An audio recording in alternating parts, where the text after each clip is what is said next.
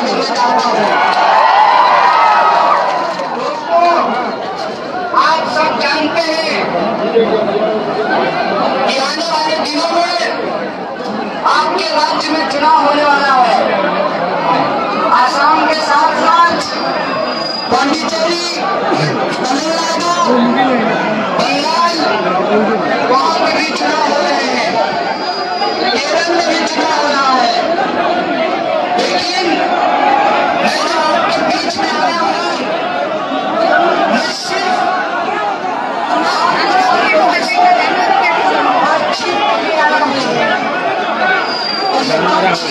बाद में चारों लोग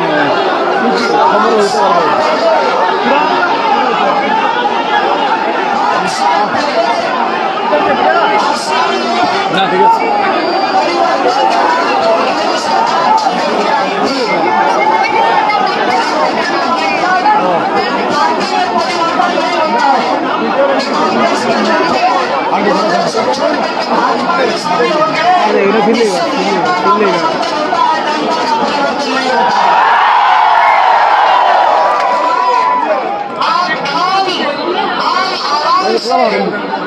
बातचीत करने के लिए आया हूँ कि क्या सचमुच 5 साल में आपने कोई परिवर्तन महसूस किया है?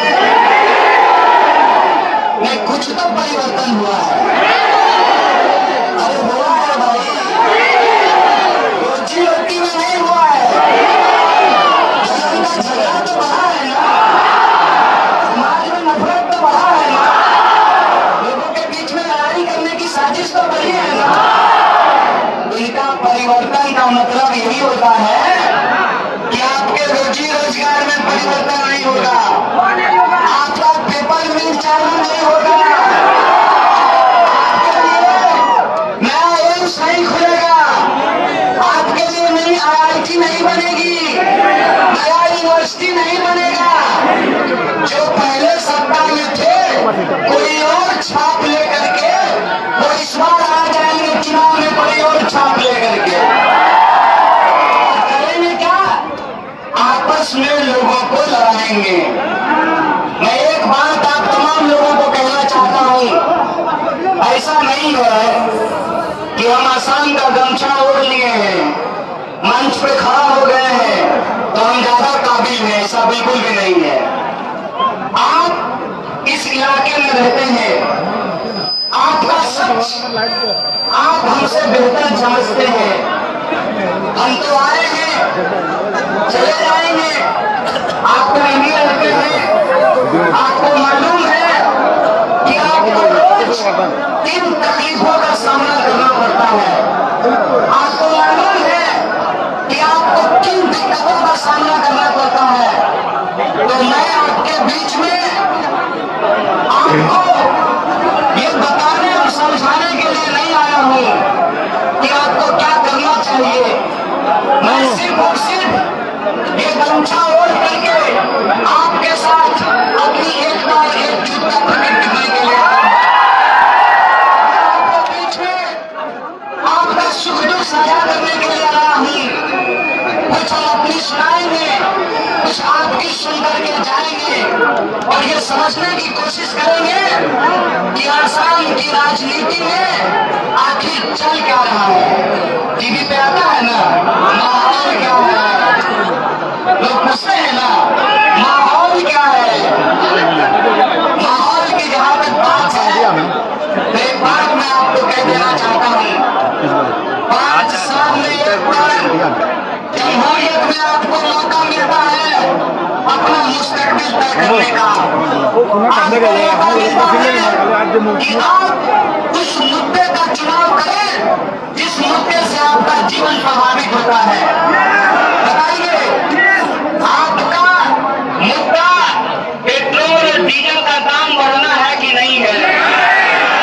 सिलचर से डायरेक्ट फ्लाइट नहीं है दिल्ली की, देश की राजधानी है, ये आपका मुद्दा है कि नहीं है? जब आप पासपोर्ट बनवाने के लिए जाते हैं, ड्राइविंग लाइसेंस बनवाने के लिए जाते हैं, आवासीय प्रमाण पत्र बनवाने के लिए जाते हैं, तो बाबू साहब आपसे घूस लेते हैं, आपका मुद्दा है कि नहीं है?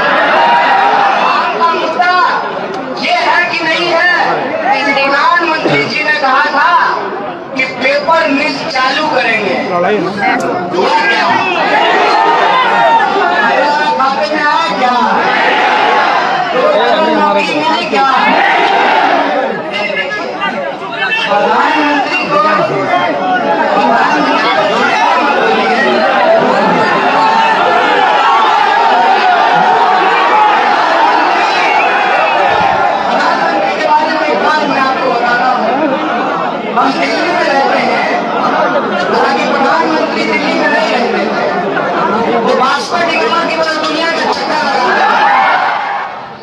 कुछ लोग कह रहे हैं खून से तिलक करेंगे गोलियों से आरती। अरे भाई चंदन से तिलक कर लो, माथा ठंडा रहेगा। खून से तिलक करने की क्या जरूरत है? ये हिंसा की भाषा क्यों बोली जा रही है? ये देखिए दिल लगी का कोई फर्क नहीं होता।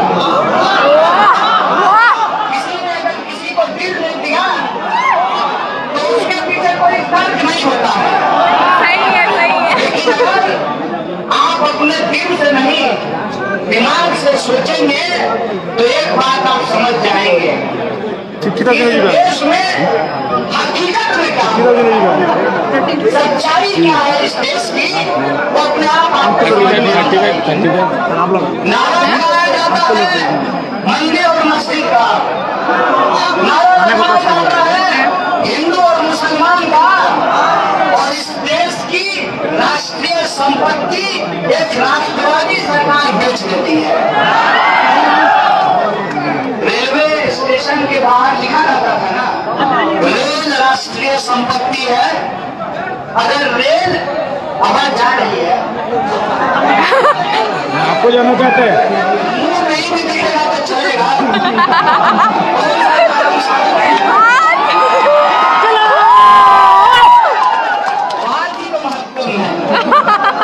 चेहरे का क्या है?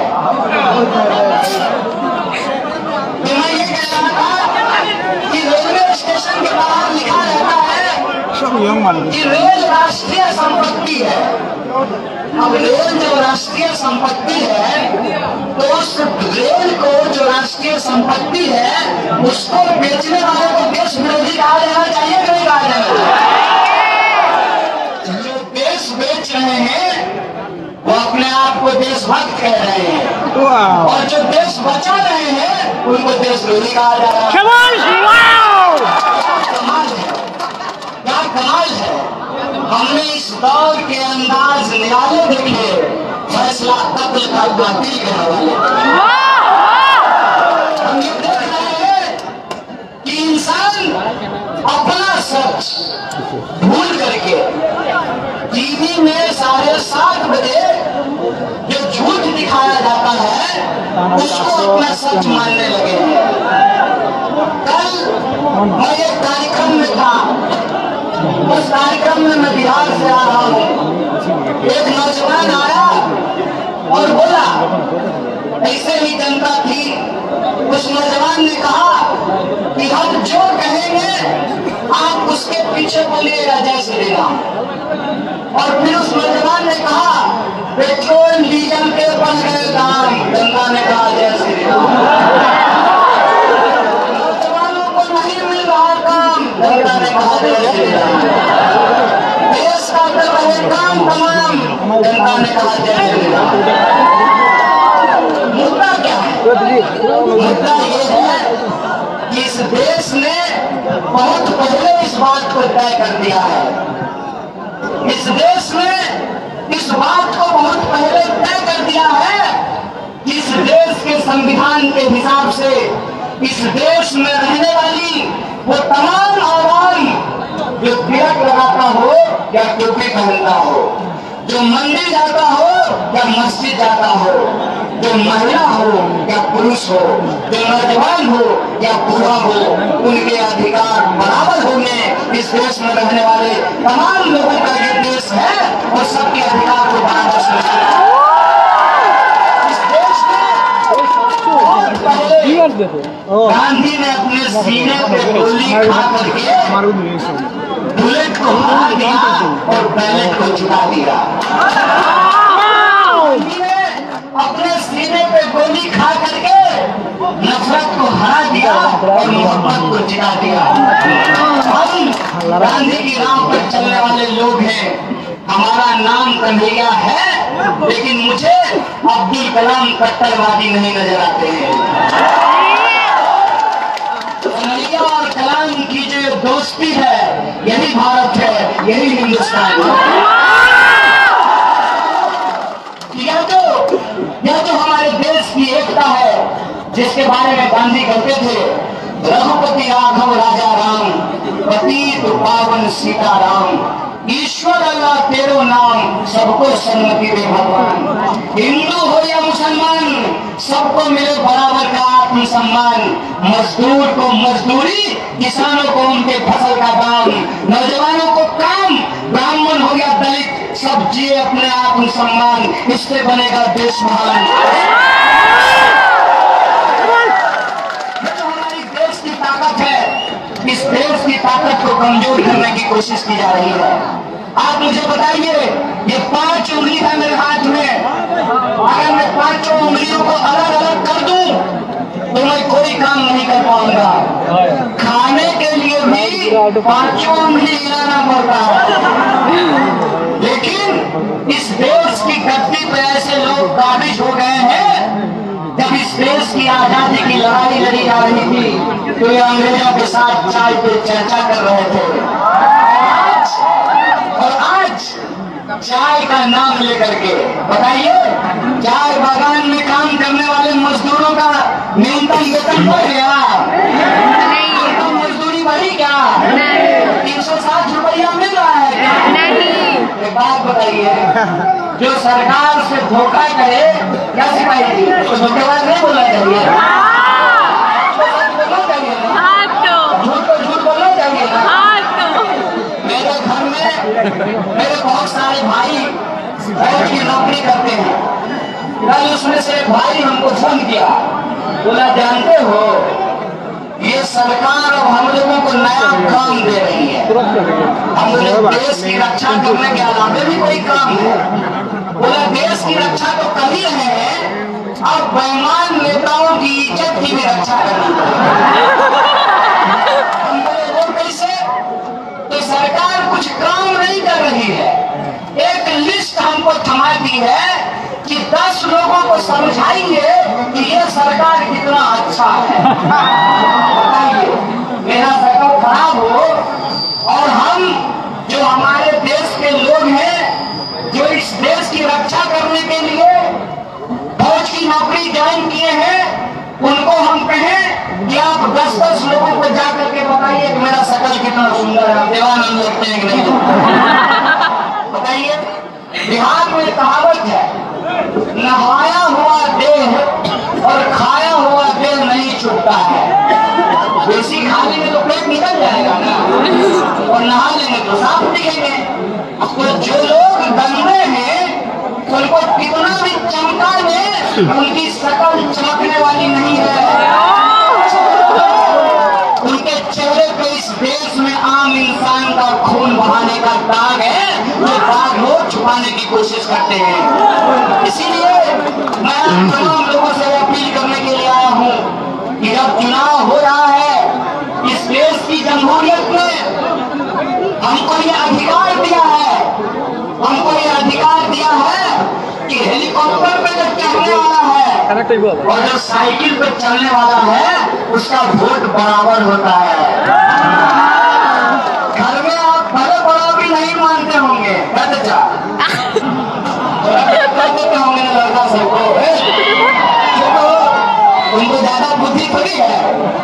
लेकिन जानते हैं 18 बरस अगर हमारा उम्र हो गया है, 80 बरस आपका उम्र हो गया है, हमारा और आपका वोट बराबर ही होता है। महिला हो या पुरुष हो, काला हो या गोरा हो, लंबा हो या मोटा हो, अमीर हो या गरीब हो, सबका वोट बराबर होता है। ये जमहूरियत की ताकत है, और इसी ताकत के चलते 5 साल में एक बार ही सही झलक दिखला जा। नेताजी हेलीकॉप्टर से उतर जाते हैं और गली गली नुक्कड़ नुक्कड़ हाथ जोड़ करके घूमते रहते हैं। ऐसा लगता है जैसे रिश्ता मांग रहे हो, वोट नहीं हो। क्या आपकी ताकत है ना? इस ताकत को आप बेजा नहीं जाने दीजिए। इस ताकत को आप समझिए। और इसीलिए मैं आपसे आग्रह करना चाहता हूं कि अगर आप समाज को बांटने वाली शक्तियों को हराना चाहते हैं तो आने वाले दिनों में अपने वोट को नहीं बटने दीजिए। एकजुट होकर वोट इंपॉर्टेंट होता है, इस बात को समझ लीजिए। अगर बूंद बूंद घड़ा भर सकता है तो बूंद बूंद घड़ा खाली भी हो सकता है। अगर आप ये सोचेंगे ऐसा क्या होगा, 5 वोट उसको भी दे देते हैं, थोड़ा वो भी खुश हो जाएगा, तो भोज है कि 2 रसगुल्ला ज्यादा खाने के लिए दे देंगे। वोट की कीमत को समझिए। इसीलिए मैं आपसे आग्रह करने के लिए आया हूं कि अगर आप विभाजनकारी शक्तियों को रोकना चाहते हैं, आप चाहते हैं कि इस देश में धर्म के आधार पर राजनीति नहीं हो, बल्कि देश के लोगों के जो सवाल हैं, रोजी रोटी, कपड़ा, मकान, शिक्षा, स्वास्थ्य, सड़क, बिजली, पानी और आप तमाम लोगों के आत्मसम्मान पर अगर आप वोट करना चाहते हैं तो अपना एक एक वोट गिनकर के दीजिए। वैसे ही जैसे आईपीएल के मैच में एक एक रन बड़ा वैल्यू करता है। अगर एक एक रन बराबर हो जाए तो सुपर ओवर में मैच चला जाता है ना, फिर सुपर ओवर से फैसला होता है। देश में जमहूरियत में सरकार चुनने का अधिकार सिर्फ और सिर्फ देश की जनता के पास है। इसीलिए मैं आज तमाम आवाम से अपील करने के लिए आया हूँ कि आपका सच आप जानते हैं, हमसे बेहतर जानते हैं। आप जानते हैं कि आपके मुद्दे क्या हैं। अगर आप अपने मुद्दों पे सरकार चुनना चाहते हैं तो अपने वोट का बंटवारा नहीं कीजिए, एक मुश्त होकर के वोट कीजिए और समाज को बांटने वाली शक्तियों को छठी का दूध याद करा दीजिए। यही मैं आपसे आप ऐसा करते हैं, उसका एक संदेशा पूरे देश में जाएगा। पूरे देश के लोग जो इस गांधी और गोडसे की लड़ाई में गांधी के साथ खड़े हैं, जो चाहते हैं कि इतिहास को जिस तरीके से गलत तरीके से तोड़ मरोड़ करके पेश किया जा रहा है, उस इतिहास को हम सही तरीके से सेलिब्रेट कर सके। आप बताइए, नौजवान सब खड़ा है, एसएससी का तैयारी करते हो? देश के पहले शिक्षा मंत्री कौन थे? देश के पहले शिक्षा मंत्री मौलाना अबुल कलाम आजाद थे। लेकिन जान लीजिए, जिन्होंने इस देश में आधुनिक शिक्षा की नींव रखी, आज कुछ लोग जिनके पास अपनी डिग्री का आता पता नहीं है, ये ऐसे लोगों को कट्टरवादी बनाने की कोशिश कर रहे हैं। ये हिंदुस्तान है, ये भारत है, और इस भारत की खासियत ये है कि राम प्रसाद बिस्मिल और अशफाकुल्ला खान ने एक साथ इस देश की आजादी के लिए फांसी दिया। देश की खासियत ये है कि अगर इस समाज को आज धर्म के नाम पर बांटने की कोशिश करेंगे तो इसको हम बर्दाश्त नहीं करेंगे। इसीलिए मैं आपसे आग्रह करने के लिए आया हूं कि पूरी देश की जनता, आप असम की महान जनता की तरफ देख रही है और हम आपकी तरफ आशा भरी नजरों से देख रहे हैं कि आप बेईमानों को हराइए और पूरे देश में हम आपसे ये अपील करने के लिए आए हैं कि आप देश बेचने वालों को हराइए और देश बचाने वालों को जिताइए। हम आपसे अपील करने के लिए आए हैं कि आपके जो अपने सवाल हैं कि पेपर मिल क्यों नहीं चालू हुआ, एम्स क्यों नहीं बने, आईआईटी क्यों नहीं बना, हमारे राज्य में फैक्ट्रियां क्यों नहीं आई, पलायन क्यों नहीं रुका, इन सवालों पर आप वोट कीजिए। क्योंकि भाजपा जैसी दो मुही पार्टी आज तक हमने नहीं देखी है। लेज का पैकेट हरा भरा रहता है, अगर उसको फाड़िएगा तो 4 दाना चिप्स होता है। यही है भाजपा।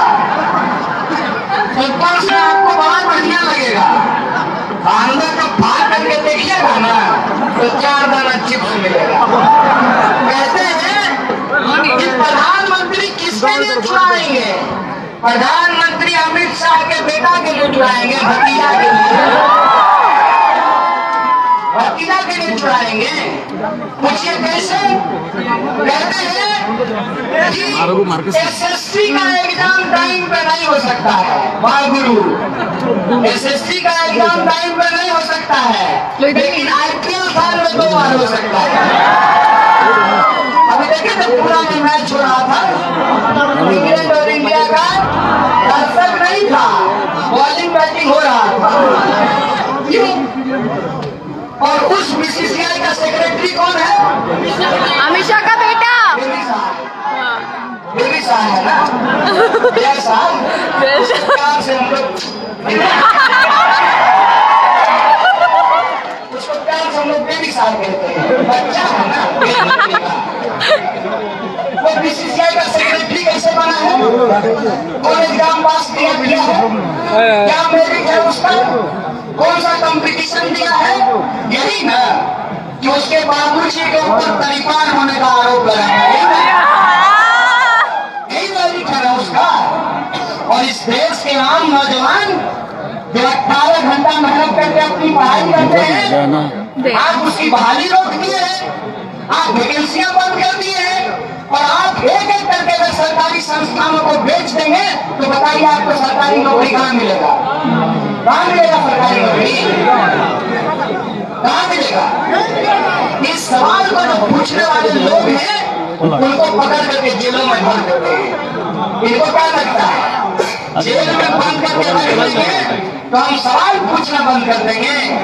ऐसा अपने दिमाग में डाल लीजिए, जब तक जेल में चला रहेगा आना जाना लगा रहेगा।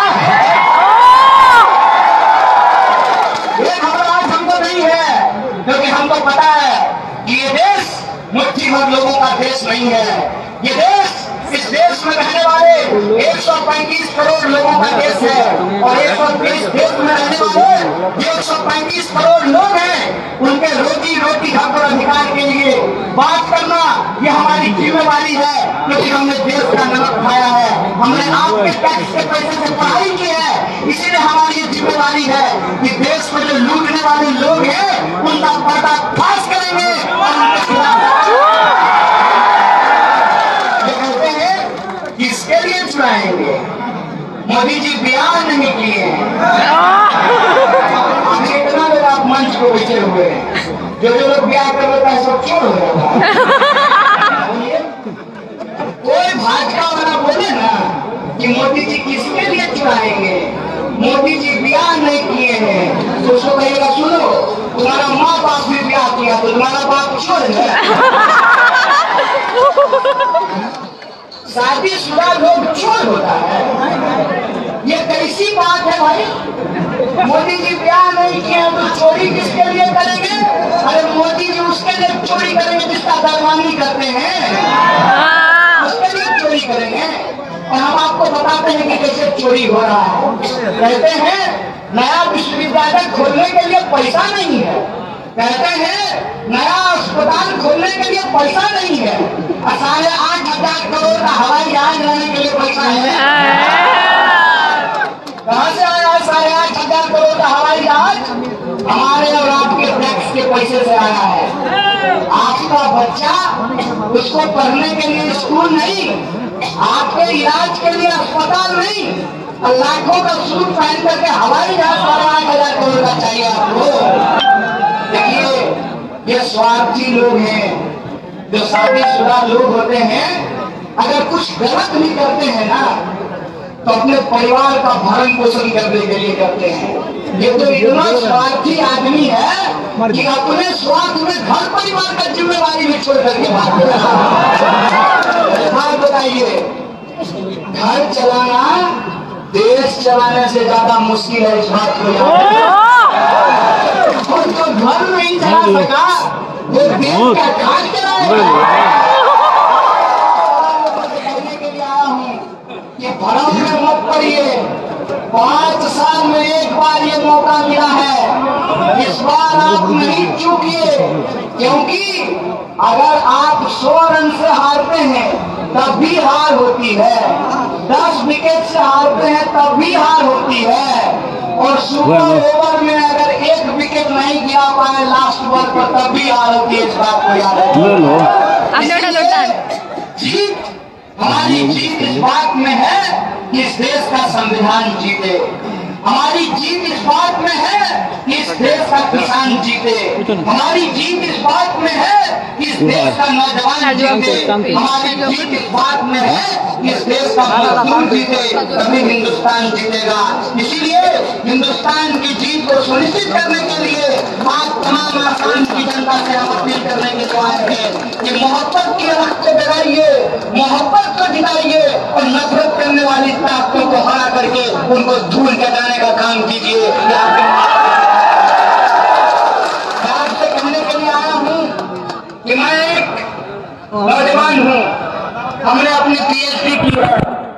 हम भी चाहें तो किसी अच्छी जगह नौकरी लेकर के बहुत आराम से अपनी जिंदगी जी सकते हैं, लेकिन मैं ये सोचता हूँ कि अगर यही बात महात्मा गांधी ने सोची होती, अगर यही बात शहीद आजम भगत सिंह ने सोचा होता, अगर यही बात मौलाना अबुल कलाम आजाद ने सोचा होता, यही बात अगर अशफाकुल्लाह खान ने सोची होती, तो हम आज भी अंग्रेजों की गुलामी कर रहे होते।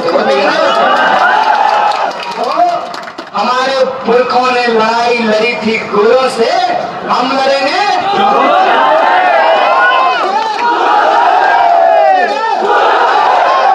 चोरों को ये बताएंगे कि लोकतंत्र आपकी बपोती नहीं है। इनको लगता है कि माल दे करके, पन्ना प्रमुख बना करके ये लोकतंत्र को हाईजैक कर लेंगे। इस बार इनका सॉफ्टवेयर फेल कर देना है। इस बार इनका सॉफ्टवेयर कितना हैक कीजिएगा, इतना वो चीजें देंगे ना कि आपका हैक करने वाला सिस्टम ही फेल कर देगा। इसीलिए हम आपसे कहते हैं इधर उधर देखना ही नहीं है। जैसे ये वोट मांगते हैं ना, जिसके लिए चुराएगा उसके नाम पे ना, वैसे भी हम लोगों को याद रखना है कि अंबानी अदानी के लिए चुराएगा। हमको ये याद रखना है कि अपने दोस्तों को इस देश की राष्ट्रीय संपत्ति कौड़ियों के दाम में बेचेगा, और यह जो देश का लूट है उसकी तरफ हमारा ध्यान ना जाए। इसीलिए हिंदू मुसलमान करके ये हमारा ध्यान भटकाएगा। इसीलिए मैं आपसे आग्रह करने के लिए आया हूँ कि सुनना है एक कान से, दूसरे कान का क्या इस्तेमाल करना है। वो नफरत की बात करेंगे, वो बांटने की बात करेंगे, वो हिंदू मुसलमान करेंगे, वो मंदिर मस्जिद करेंगे। हमको क्या करना है, रोजी रोजगार, कपड़ा, मकान, शिक्षा, स्वास्थ्य, सड़क, बिजली, पानी, ये बात याद रखनी है। हमको ये याद रखना है कि सबको शिक्षा, सबको काम, मजदूर को मजदूरी, किसानों को उनके फसल का दाम, हिंदू हो या मुसलमान, सबको मिले बराबर का आत्म सम्मान। ऐसे हिंदुस्तान का हमको निर्माण करना है। इस बात को हमको याद रखना है कि ये नया नया सगुफा छोड़ते रहेंगे। जब भी चुनाव आएगा वो ये नया सगुफा छोड़ देंगे। आप जानते हैं कि पूरे देश को इन्होंने एनआरसी और सीए के नाम पे उबाल करके रखा। आप जानते हैं कि इन्होंने कोशिश की कि इस देश की आम और आवाम को आपस में लाया जा सके। एक बात हम आपको बता देते हैं, इनको कोई मुद्दा सॉल्व नहीं करना है। क्या कहते थे, घुसपैठियों को बांग्लादेश भेजेंगे। आज खुद ही साहब बांग्लादेश में देख लिए, इनका काम है झूठ बोलना। तो जब देश का हुक्मरान झूठ बोलने लगे तो देश की जनता को अपने दिमाग में और अपने आंख में लाई डिटेक्टर लगा लेना चाहिए कि जो ही नेता झूठ लगे, झूठ बोले कि आपका दिमाग काम करना शुरू कर दे। आप मुझे बताइए कि जो मुद्दे इन्होंने कहे थे, एक मुद्दा भी इन्होंने पूरा नहीं किया। राष्ट्रीय स्तर पर इन्होंने कहा था कि काला धन वापस आएगा। मैं आपसे पूछता हूँ, काला धन वापस आया? आपके खाते में 15 लाख पहुंचा?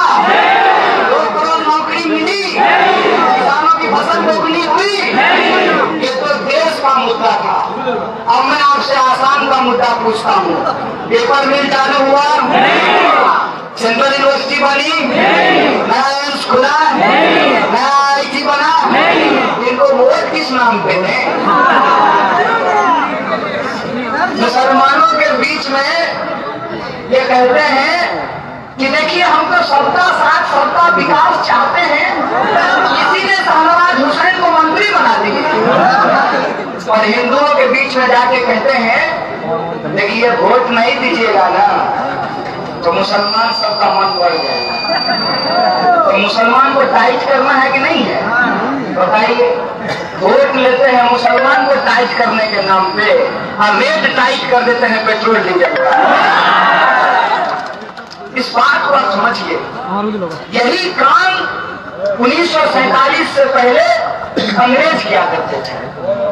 दोनों बेईमान को बुलाते थे, 5 को हिंदू बेईमान और 5 को मुसलमान बेईमान, दोनों को साथ में बैठाते थे और कहते थे let's have a cup of T. चाय पीते हैं और चाय पीते हुए तरकीब बताते थे। कहते थे कि इन हिंदुस्तानियों को आपस में लड़ाना पड़ेगा। तो बोला ये नहीं लड़ेंगे, ये लड़ने वाले लोग नहीं है, क्योंकि ये लोग सदियों से साथ में रहे हैं। इनका खान पान रोजी रोजगार रहन सहन एक जैसा है। आप मुझे बताइए, बरात वैली में रहने वाले जो आप लोग हैं भोजपुरी बोलते हैं क्या? कि बांग्ला बोलते हैं? असमिया बोलते हैं? हमारे यहाँ जो रहने वाला मुसलमान है वो मैथिली बोलता है कि बांग्ला बोलता है? क्या बोलता है? जब बांग्लादेश अलग हुआ था धर्म के नाम पे अलग हुआ था कि भाषा के नाम पे अलग हुआ था? धर्म हमारी एक पहचान होती है, इसके साथ साथ बोली होती है, भाषा होती है, संस्कृति होती है, खान पान होता है। नारियल तेल में छना हुआ कबाब आपको अच्छा लगेगा? केरल के मुसलमान को अच्छा लगता है, वो भी मुसलमान है ना, उसको क्यों अच्छा लगता है? क्योंकि उसके वहां नारियल होता है। इतने तरह की हमारी पहचान होती है। हिंदुओं को भी आप देखेंगे तो शिव की पूजा करने वाले होते हैं, विष्णु की पूजा करने वाले होते हैं, देवी की पूजा करने वाले होते हैं, मांस खाने वाले भी होते हैं और मांस नहीं खाने वाले भी होते हैं।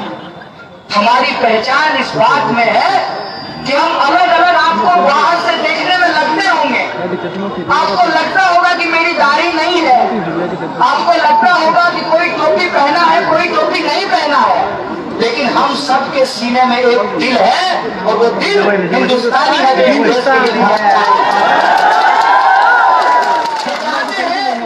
इन दिलों में नफरत भर दिया जाए, सदियों से साथ रहने वाले लोग हैं, पड़ोसियों को आपस में बांट दिया जाए, पड़ोसियों को आपस में लड़ा दिया जाए। तो हम उनको कह देना चाहते हैं कि जब जरूरत पड़ी तो एक पंडित राम प्रसाद बिस्मिल और एक प्रधान अशफाकुल्लाह खान ने इस देश के लिए जान दिया। अगर जरूरत पड़ेगी तो इस देश में एक हिंदू और एक मुसलमान साथ होकर के इस देश को बचाने के लिए आए हैं। ये बड़ी लड़ाई है। ये चुनाव 5 साल में होने वाला महज एक तमाशा नहीं, इस बात को आप समझ लीजिए। ये हमारे पास वो अधिकार है जिससे हम देश का मुस्तकबिल तय कर सकते हैं, अपना जीवन बदल सकते हैं, अपने आने वाली पीढ़ी का जीवन बदल सकते हैं। तो बोलिए आप बदलने के लिए तैयार हैं? बदलाव होगा, सरकार जाएगी तो बदलाव होगा।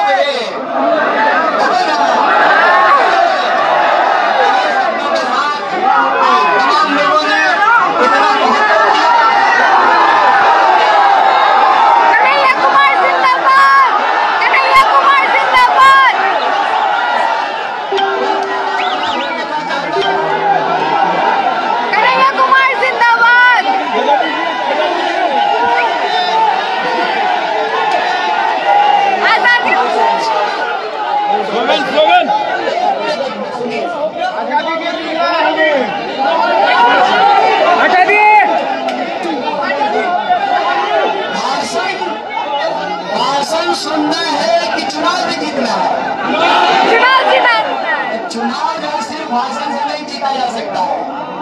चुनाव जीतने के लिए सामने जो लड़ने वाली ताकत है उसके पास अकूत पैसा है, अकूत ताकत है, मीडिया की ताकत है, मैनेजमेंट उसके पास है।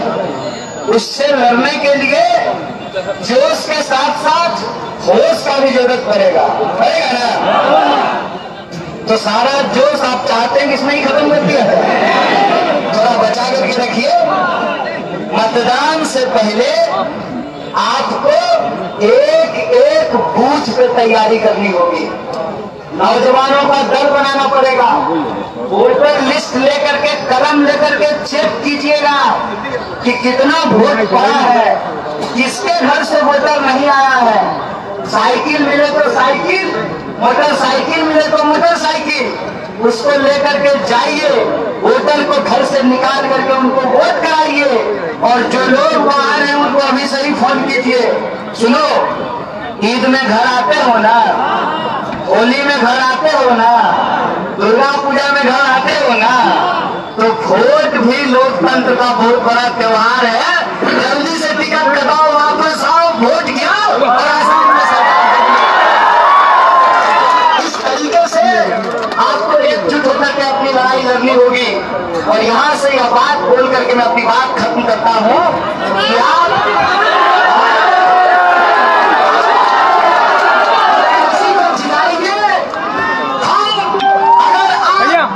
पूरे आसाम में सबसे ज्यादा वोटों से भारी को जिताएंगे तो बीजेपी